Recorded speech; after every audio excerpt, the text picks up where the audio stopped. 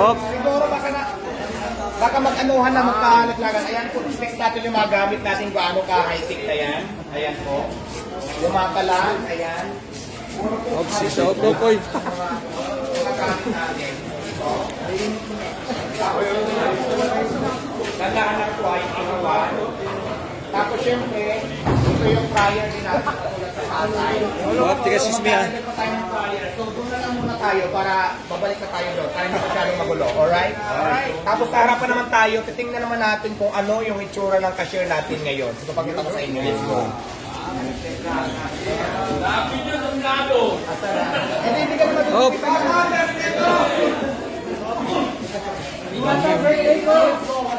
dito pa naman dito. Idol, si Kunas.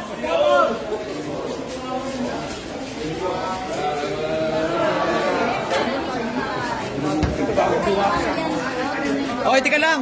Op, excuse me. Op. Op. Teka.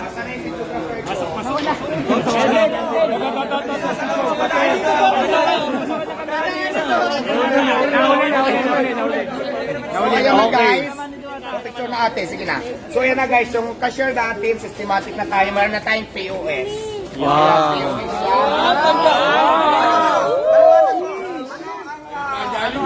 Parang Jollibee na.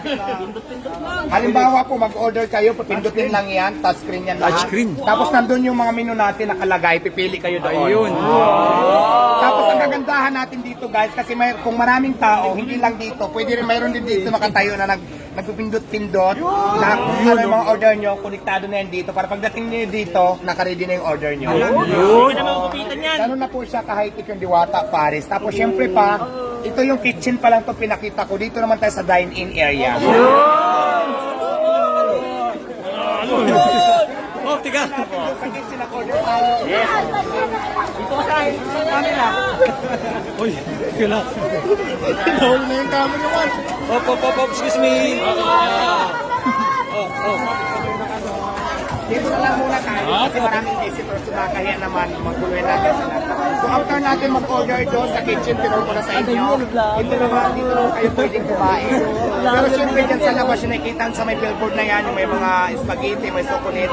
Lagyan din natin yan dyan ng mga tables pag hindi maulan para kung maraming tao dito, maraming tayo pwede pagyan ng kabisa.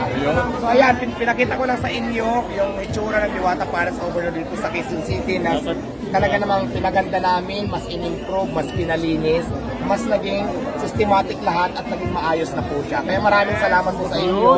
Tuloy po ang laban at abangan nyo po ang Diwata Paris sa ibang lugar kasi marami po tayong branches na ilalagay sa buong Pilipinas. Ayan, vloggers, pwede na kayo mag-video-video dyan, mag-content dyan, kahit sang sulok dyan. So, pray na po sa lahat kayo. So, maraming salamat.